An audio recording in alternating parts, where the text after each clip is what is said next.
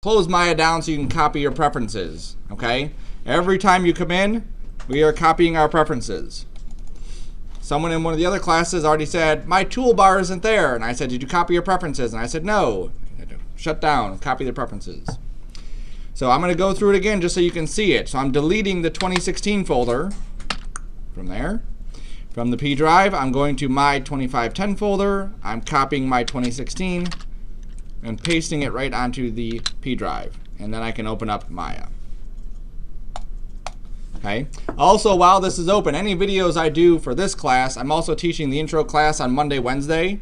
So if I do a lecture in class like last time we did the desk, like yesterday for the intro class on Monday, Wednesday, I did a desk. I did 2 different desks. So if you wanted to see how you would model a different desk, you can watch that video too. They're both going to be up on Canvas tonight, tomorrow, sometime.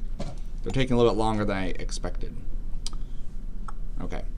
So when we come into Maya, the first thing we do before we open our file is we have to set our project. So you remember before we even started working in Maya yesterday, or Tuesday, we created a project. We went to File, Project window, and we built a project that Maya could help us stay organized. So if I go to my work folder and I go to my mini room, remember we made all these folders, or Maya made all those folders for us. So every time we come into Maya, we have to tell Maya what we're working on so that it knows, hey, you're working on the mini room project as opposed to one of my other assignments, which maybe I'd be working on our playing around assignment for the animation class, or a stick animation for the animation class, or something else, okay? So every time we come into Maya, we have to tell it this is what we're working on. Darkness was fun. Only for a short time. So when we come into Maya, we go to File and we say Set Project.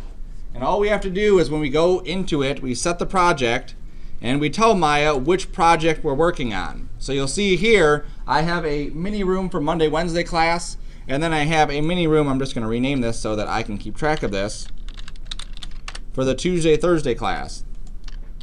That says Thursday only. Tuesday, Thursday. There you go. So I have one for each class. So every time I come in, I have to tell Maya what I'm working on.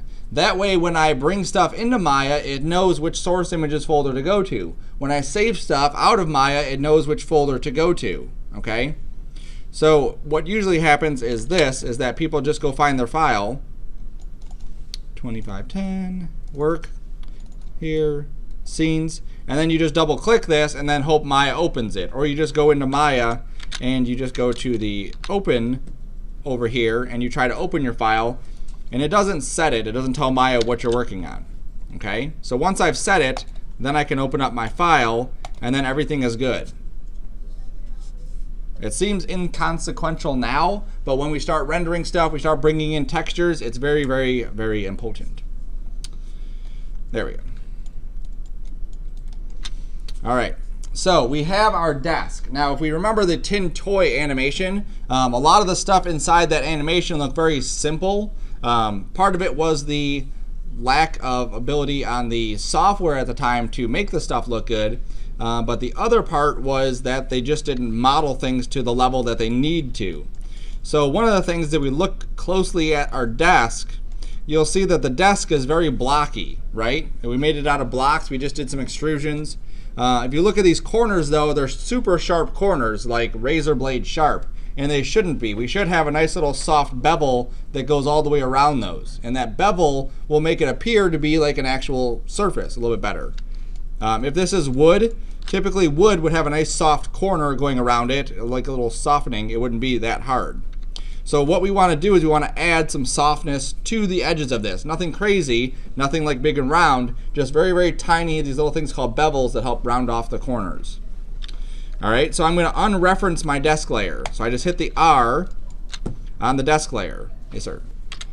All right, now it's probably a good idea also to save our project as. Remember we talked about last time, saving iterations every day we come in?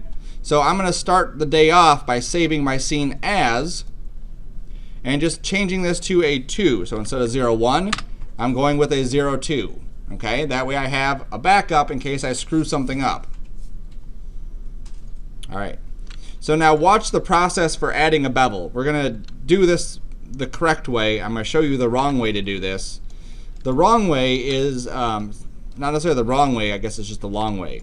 So what we have to do is everywhere there's a hard edge, we have to grab the edges, okay?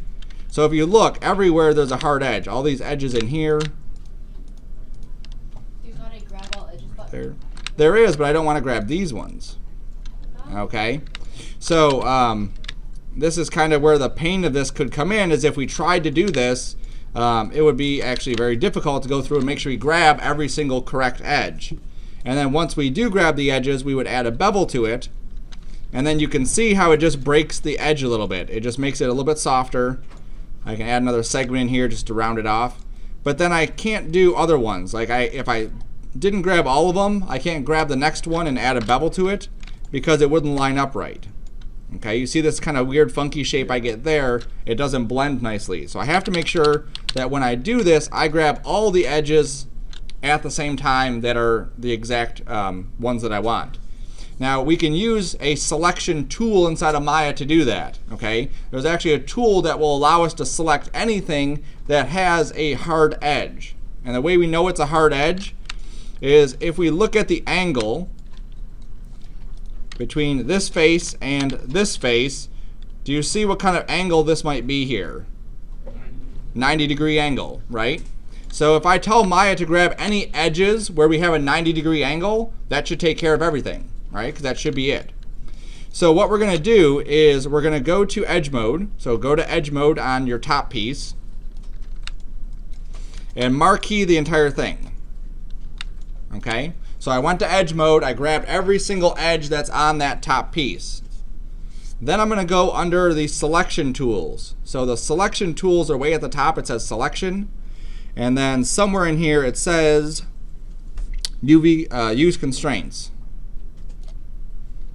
All right, so this menu is a little bit tricky. So select use constraints. It's like in the middle-ish. There's a little icon next to it. I have to tell it to do the current and the next. So at the very top it says current and next.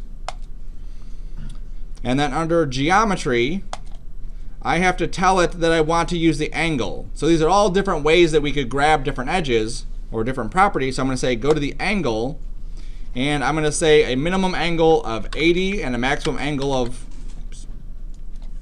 80 and a maximum angle of 120. I should have done the 120 first in the max and then the 80 in the minimum. Okay? So once I've typed in 80 and 120 into that and hit activate, you'll see how it only grabs angles that are between 80 and 120, which is essentially all the 90-degree angles, because we don't have any 80, we don't have any 110 or anything. Okay, so watch that again. I'm just going to reset this just so you can see it. We went to edge, we grabbed the entire thing, then we went to select, we went to use constraints. We have to tell it when, if we just go down here and just start turning this stuff on, it's not going to do anything right now because it's still set to constrain nothing. I want to say constrain current, like what I currently have selected. That's what I want you to constrain. And when I punched in the 80 and 120 for that angle, it locks that in. Okay? So use constraints, current and next, activate 80 to 120, and then I'm just going to hit close and reset. Okay? So now I should be left with that selection. All right. Once we have that selection, I can go to edit mesh and just put a bevel on it. And then I can knock that fraction down to maybe 0.2 and then maybe add another segment in there. That should be good. So I'm going to show you what some of the issues were just so you get an idea of some of the stuff that could happen. Sometimes the bevel tool just doesn't work. Okay, and it's not that the tool doesn't work, it's that there's something wrong with that surface. So if I have a cube and I go to the cube and I bevel this, you can see how it bevels it and everything looks nice and neat. Okay. If I were to grab a face on here and I go to extrude, right now I have a face right on top of this thing, right? There's like, I haven't moved it. Once I pull it off, you see how we have all these faces right here, all the way around? If I don't move it, those faces are still there, okay? So now if I go into this, it looks like it's still a cube, but if I try to do a bevel, it doesn't work. Because those faces are on top of each other, it doesn't know what to do with that, so it kind of freaks out. Okay? So sometimes it's a matter of just as you're modeling, be very careful. Watch your stuff over here and look at the names of things. So this was a cube, and then I did an extrude. So if I know that I had started off with a cube and I did an extrude, but it doesn't look like I pulled anything off of here, I've known something's wrong. Okay? And I need to either undo to correct that, or I need to find some other way to do it. One of those ways is to do a merge. So if I go to Edit Mesh Merge, what that's going to do is any vertices that are on top of each other, it just connects them. Okay? So that face that went all the way around is no longer there. So if I go back to Object Mode, I go back to Bevel, now it's going to bevel it. Okay? Now the other thing that could happen, oops. There we go. The other thing that could happen is we played with this Insert Edge Loop tool. Okay? And what the Insert Edge Loop tool should do is go all the way around. Okay? As long as we've modeled the thing correctly, the Edge Loop tool should go around. Now let's pretend that I used a different tool or somehow got this set up, and I just have like a random edge just in the middle of this. And then I tried to use the Insert Edge Loop tool. Okay, right there it works fine, no problem. But sorry, not right there. Right here, you can see how it stops. It doesn't go all the way around. So that means that something is wrong with my surface, and I need to correct that. As you start to model stuff, you want to go with what's called quads, okay? Meaning 4 sides. Every single polygon face, every single one of these guys should have only 4 sides to it. So how many sides does this face have? No.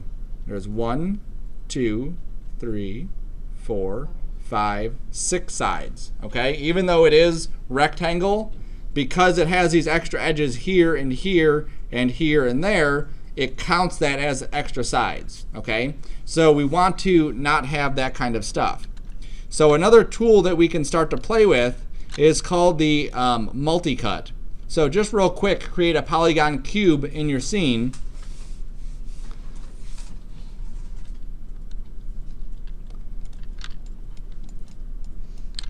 And just pull it like into the middle of your view so you can actually see the object. And then go to Mesh Tools, Multi-Cut.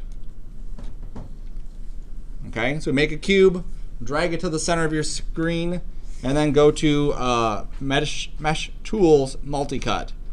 And the multi-cut has several purposes. One of them is to draw vertices in here, draw edges in there. So if I click on an edge, and then I click on another edge, you can see how I can draw a different edge on there. Okay, so if I had something very specific, I could draw this edge in here.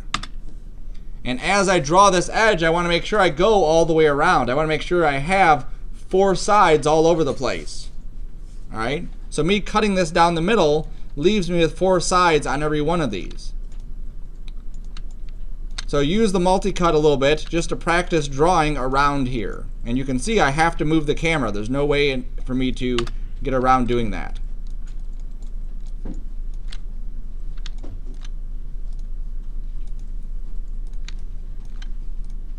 Okay, now you may be tempted to just go and stop at a corner, but we don't want to stop at a corner because what that leaves us is now we have a triangle right here, and triangles are something we don't want either. Okay? So I can go back to my tool and then just start redrawing with the multi-cut back in there. All right, now as I start to play with this tool and as I start to bounce around, what I do is I hit 3 and 1 a lot, okay, as I'm playing with this. And if you see something funky on there, that's typically where you'll find an issue. So just if we go back to that extrude example again, where I extrude the item, but I don't actually move it, and I hit 3, you can see that this face is definitely different looking than that face. Okay, so you see how I hit 3 and it looks really square on one side. I hit 1, it looks really round on the other. So again, that's another indicator that I've done something wrong. Okay. Now in this case here, where we have this messed up set of divisions, I need to go to that multi-cut and I need to connect these lines. Okay, so as I connect the lines, then I'm going to get quads all over the place. All of these are quads now. There's no triangles, there's no 5-sided or 6-sided or 20-sided ones. You'll save yourself a lot of headache later on if you have quads all over the place.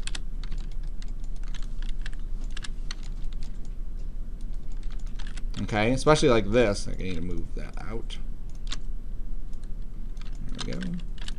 And now that looks nice and smooth, and that looks nice and smooth. Okay. And if you get to the point where you're trying to do your beveling and it's still not working, you still can't figure out what it is that it's doing, what I'll do is I'll go to edges and I'll just marquee a bunch of edges, put bevel on it. Okay, these edges work. I hit undo. I go to another section, try to put bevel on that. Okay, it worked there. And try to narrow down where the issue is. Okay, because if you have areas where it won't bevel, you have to get into those spots to do that. So on this one, I'm going to go back to my select constraints, current, angle, activate, reset, and then go to bevel. Okay.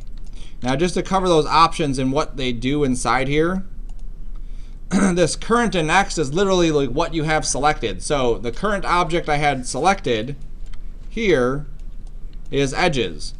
So if I leave this as current and next, what it's going to do is only allow me to select certain edges with this kind of angle. So if I click on this thing and I go to edges and I marquee it, you'll see that I'm only getting these specific ones that have a 90-degree angle. So that could really screw you up if you forget to reset this tool, because this is kind of like it's always going to be on unless you reset the tool. Okay, so if you're trying to grab this edge, okay, it lets me do it, but when I marquee, it's not going to let me marquee the whole thing because it's still set to that constraint. Okay, so we always reset it after we're done. You have to go back to select and reset it? If you didn't already do that, yes. How do you edit the bevel after you deselected it? To edit the bevel, you just come over here to the history spot. So you can go to the poly bevel, and you could edit. If you're in the transform tool over here, it'll bring up this box. Otherwise, all the options are right there, but obviously there's a lot of options here, and it's very minimized there. So then you can just edit how big the fraction is. You could edit the segments and all that stuff. For all of these, keep in mind what kind of surface it is. This is wood, so wood's going to have a very, very small radius going around the edge. It's not going to be anything crazy. The same thing here, very small radius going around it. And the results of that will look phenomenal compared to something else.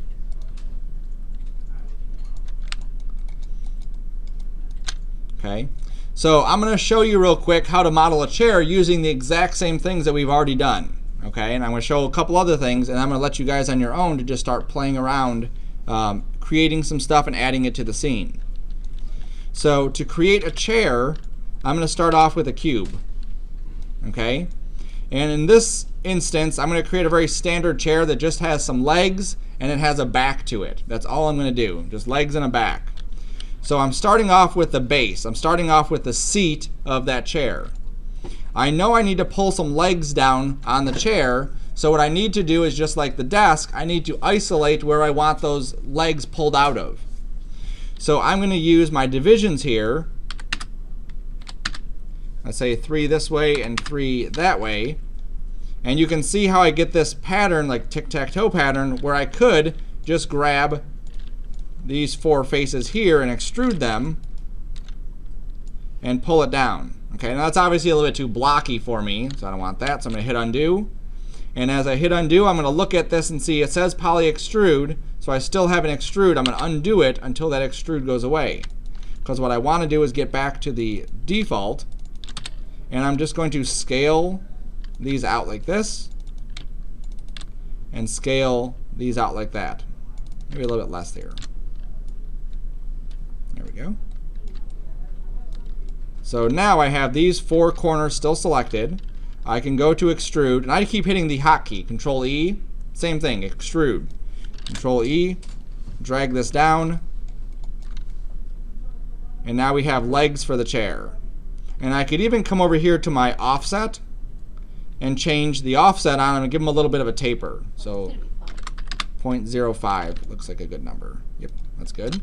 All right, so now I need a back for a chair. And again, we consider what does the back of the chair look like. It typically has 2 posts, and in this chair it's going to have bars that are going to go across. Okay? Can you make the back of it rounded? You could do that too, yes. Okay? Once I do this, you'll see all the options that we have for it. The first start of this is how big do I want those bars to be? Okay? I want to set that up before I do any extrusions. Right now they're set up to be the same size as these legs. But I can very easily go in here and grab this edge and scale those together to give this a little bit more thickness without affecting the legs. Then I can grab this face and that face, extrude it upward. Okay, let's say I want the back of the chair to be that tall. Sure, that looks fine. All right, so I have the back of the chair this tall. I'm going to add some divisions. Okay, and the divisions here are for the bars. So I'm going to plan ahead as I'm doing this. I'm saying, okay, the very top, there probably should be a bar along the very top of this chair. There'll be another bar here, another bar there, and then that bar on the bottom wouldn't really make sense. So I'm going to add one more division just so I have an even number. So I'd have a bar here, skip one, a bar there, skip one, a bar there, skip one, a bar there. Okay, so that's what I'm looking at is where I want those bars to be. Now we're going to use a different tool, and this is kind of a neat tool to use. It's called Bridge. I click on one face, I click on the other face, and under Edit Mesh, I go to Bridge. And you see what Bridge does? It just connects those 2 faces together. Pretty cool. But what we can do with Bridge is I can also go to Taper. I can go to the option box, or the, sorry, not that, just ignore that for now. We're not getting into that yet. I can go to the curve type and make this a blend. There we go. And then I can play with the taper, and I can control what this is looking like. I could also do a twist in here if I'm trying to do, something fancy, but I'm not. Back to 0. I could also control the amount of divisions. So if I want to keep it simple like that, I can keep it simple like that. I don't consider this ever locked in. So the fact that this like bulges forward would probably be very uncomfortable. I'd probably want to push that back a little bit after I'm done. Okay? So I'm going to leave it like that. I'm going to grab this face here, shift click that face there, go to Bridge, and for this one I'm just going to put the divisions at 3. I think that would be good. Because the top one's always like the fancier ones, the thicker ones, we'll just leave it the fancy thick one. And then all of these ones, I have to do them individually. Edit Mesh, Bridge. Why do they have to be individually? Will they connect together if you do it at the Correct. If I try to grab all of these, it'll try to connect them. It'll actually give me an error saying I have no idea what you're doing.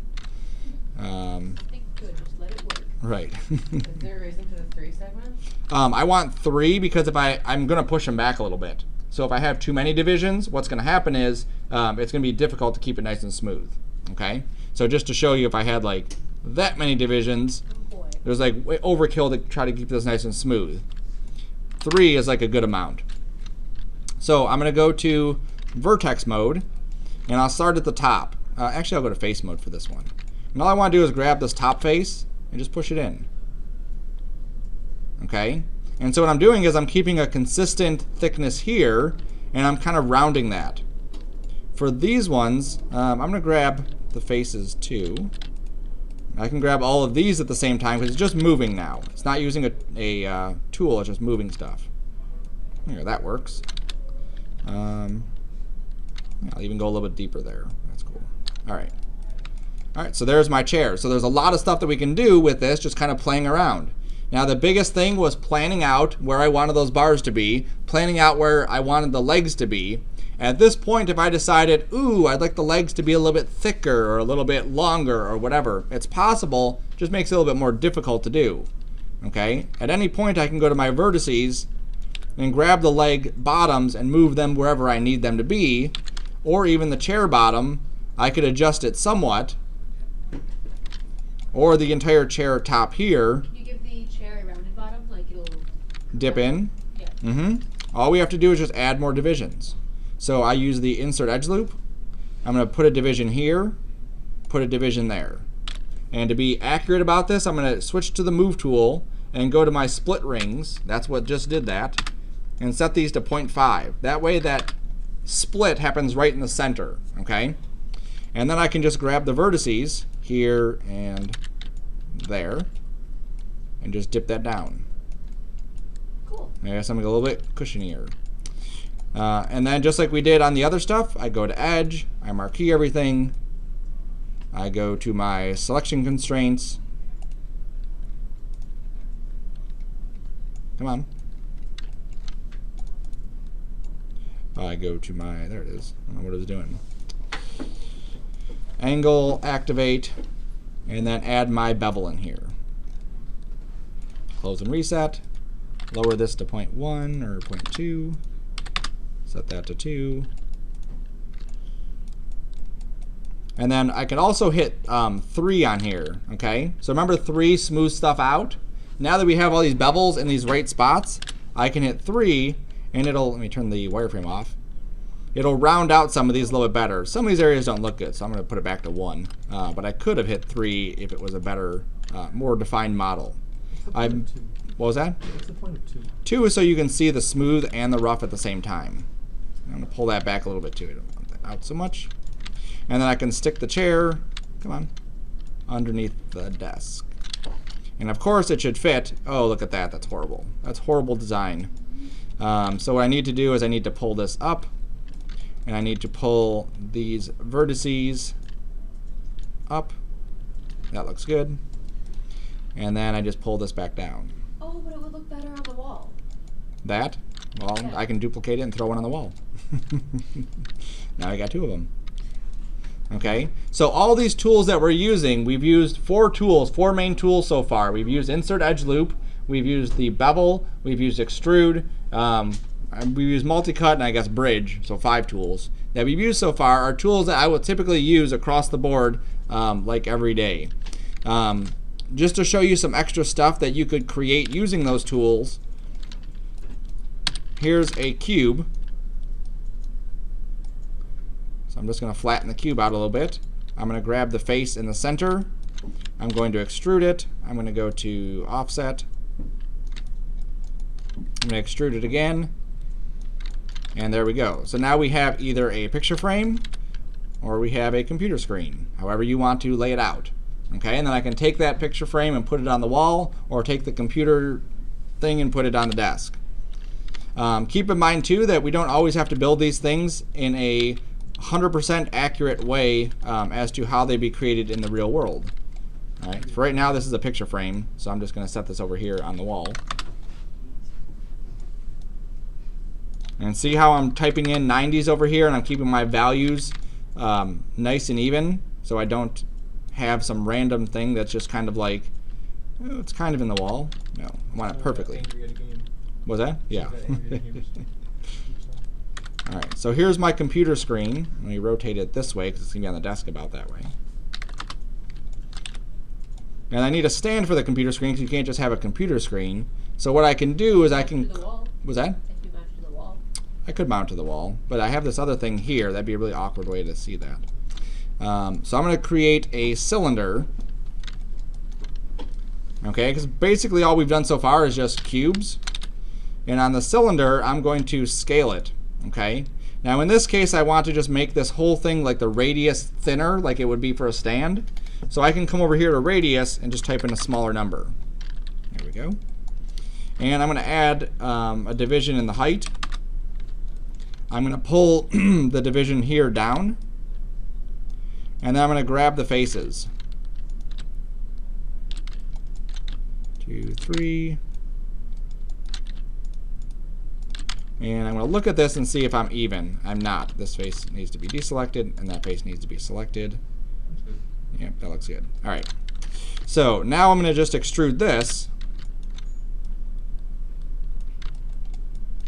And then I'm going to switch to the move tool and just pull this forward.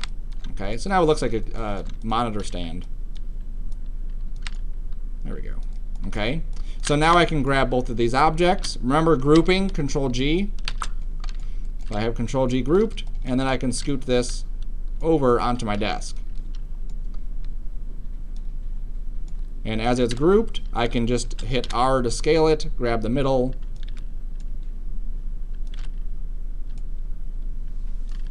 and then position the screen right there. It's a small screen.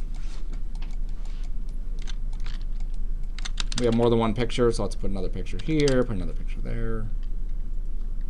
There we go. Someone asked about aligning tools. Modify, snap align, align objects. And this is where you can distribute objects in the Z direction. That's where this direction is going left and right. There we go. So it just distributed them so that they are perfectly aligned together. Is there a way to change the color so they don't just blend into the wall like that? That's where we can turn this wireframe on for now. Next week, we'll get into adding some colors into this, okay? All right, so what I want you to do now is I want you just to get in there and play. I want you to find some images.